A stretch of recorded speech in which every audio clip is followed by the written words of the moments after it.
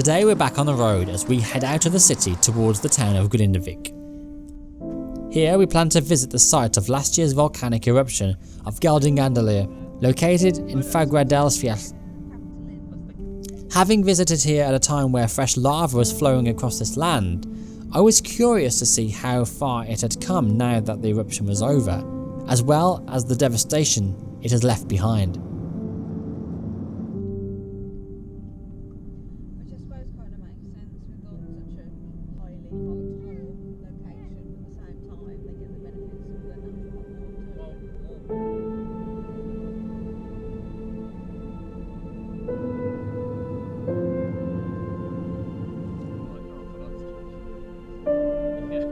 So as you know, August last year, I came to Iceland just to see a volcano erupt.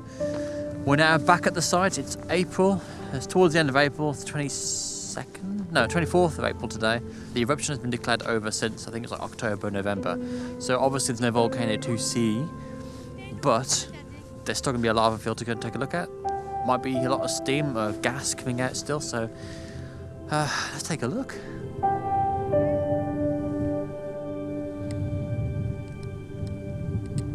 So we are back at the lava site. This is kind of the end of the trail. Obviously it's come down the valley, swept into this area. And obviously as it's cooling down, as it cools down it causes a bit of a blockage and it backs up and backs up. By the time the volcano was declared over, the lava field had reached an impressive 151 million cubic meters and stretched 4.8 kilometers squared, and was the longest single eruption in Iceland in the 21st century, clocking 181 days of activity.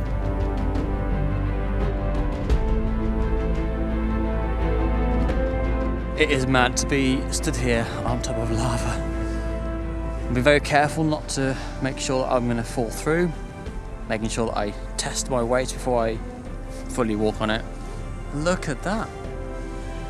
I'm not sure why there are particular areas that are more sulfuric than others, but it's important to stay away from downwind because you don't want to be breathing this stuff in. This is sulfur dioxide. I mean, just occasional breaths isn't going to be too bad, but prolonged exposure to it could be quite impactful, so it's quite important not to breathe this stuff in. Prolonged exposure to the gases can cause respiratory issues such as bronchitis and can irritate your nose, throat and lungs. Look at that, it's just amazing how lava just forms. The ripples in the harsh, jagged edges as well.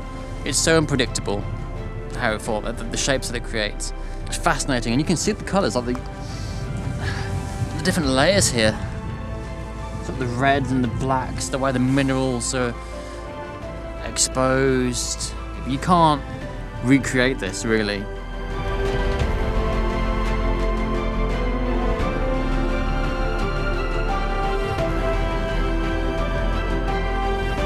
Weirdly, the lava is still quite warm. I can only assume it's the sun and not actual lava.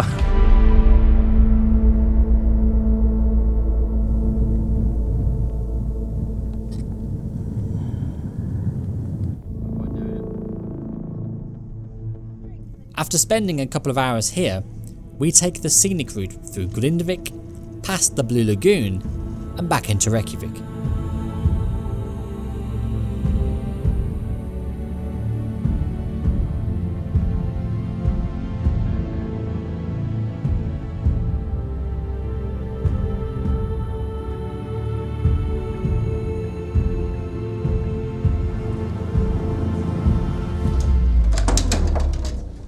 You know, for an amateur game of foosball, it got incredibly competitive incredibly quickly.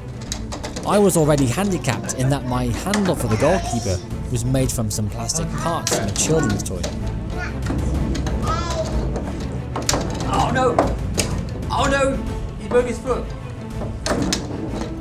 Straight to the defense. Oh! He passed back. Oh! You were lucky then, Oh! It didn't take so long for us to get to 10.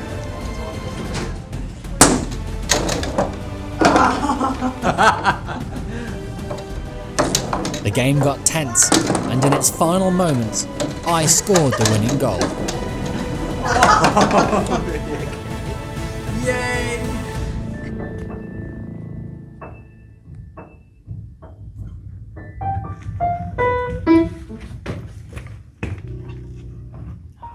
So within the hotel there's actually a little sort of church area, and within the church area is a piano. So I've had a little tinker with the piano. Penny keeps on coming over and wants to play as well, so I'm gonna go and play something and we'll see whether Penny joins in. You gonna play piano with Daddy? No. No.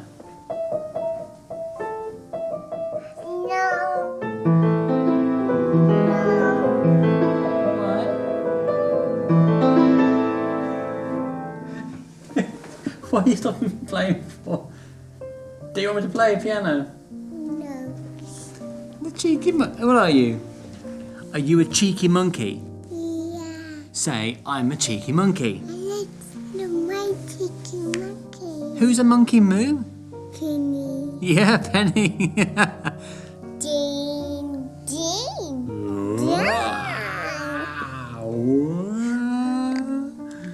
Whee! That's You dancing? play piano. You want me to play piano? Or do you want to play piano? Play piano. Watch your fingers.